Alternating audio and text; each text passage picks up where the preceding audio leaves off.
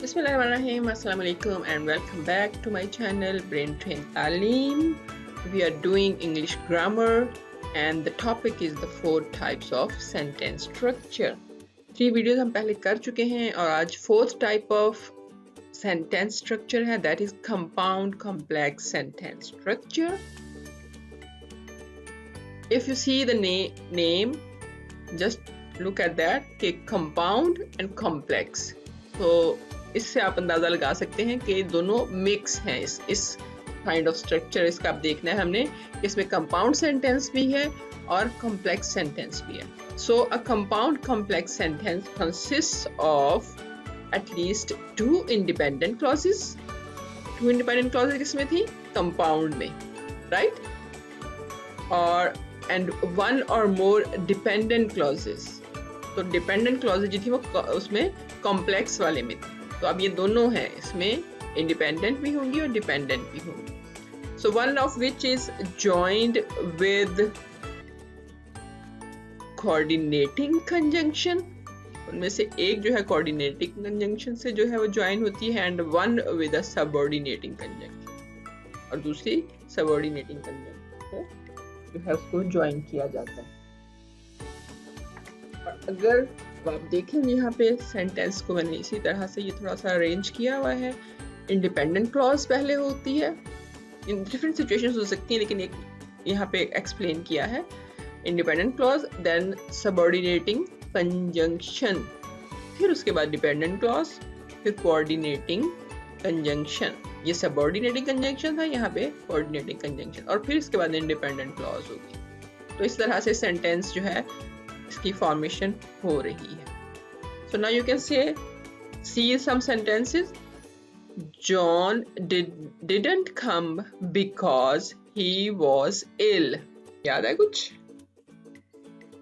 तो यहाँ पे बात हो रही थी सबऑर्डिनेटिंग की, तो ये सबऑर्डिनेट है, ठीक है. और सो जो है ये यहाँ पे कोऑर्डिनेटिंग है. In the next sentence, he left in a Hari after he got a phone call.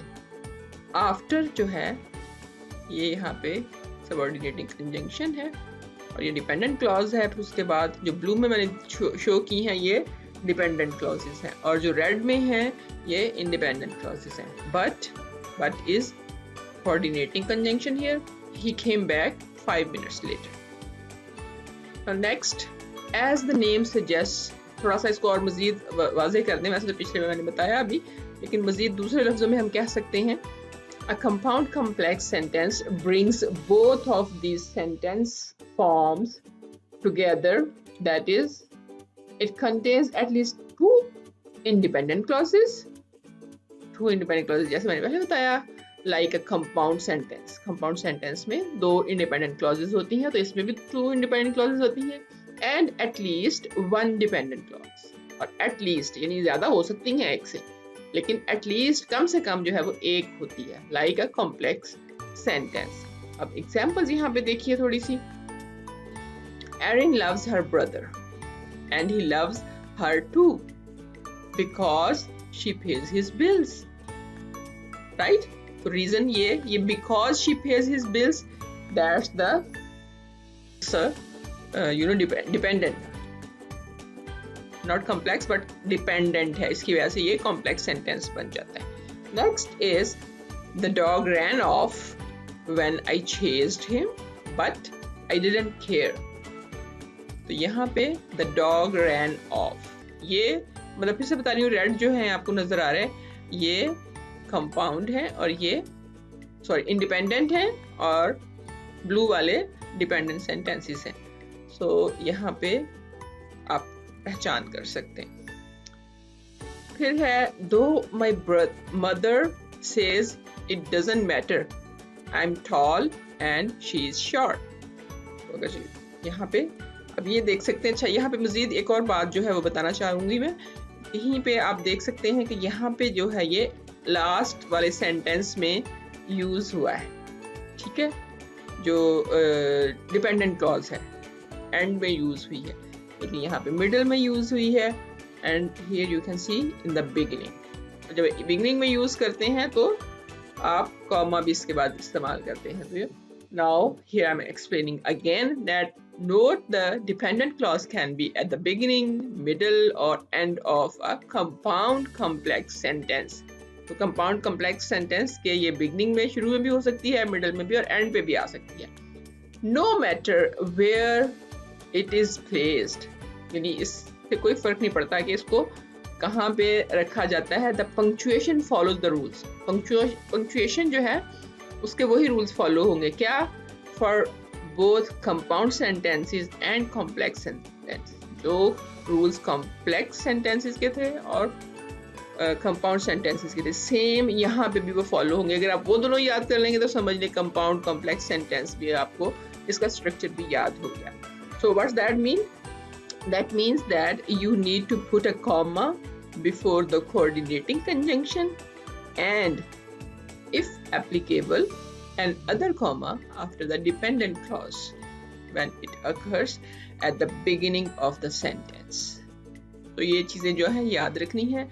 Compound और कॉम्प्लेक्स जो हैं उनको अच्छी तरह से याद करें, फिर कहूँगी तो आपको ये फोर्थ वन बिल्कुल अच्छी तरह से आ जाएगा. Now again some examples.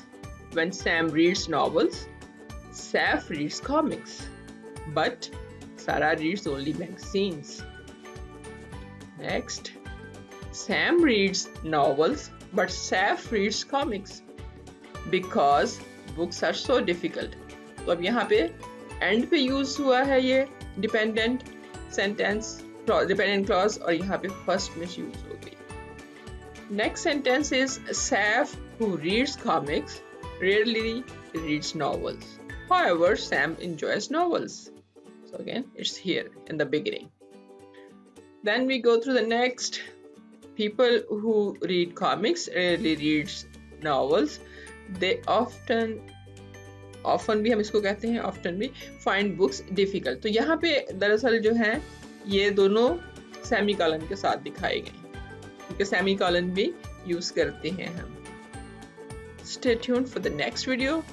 Although this has been finished, ये वाले ख़त्म हो गए चारों के चारों sentences, और अब हम next नई वीडियो जो है वो आपके लिए लेके आएंगे. तो वॉच कीजिए, अपने फ्रेंड्स के साथ शेयर कीजिए और लाइक तो करना ही है आपने. नेक्स्ट वीडियो तक के लिए अल्लाह हाफिज़. Thank you so much for being with me. Bye.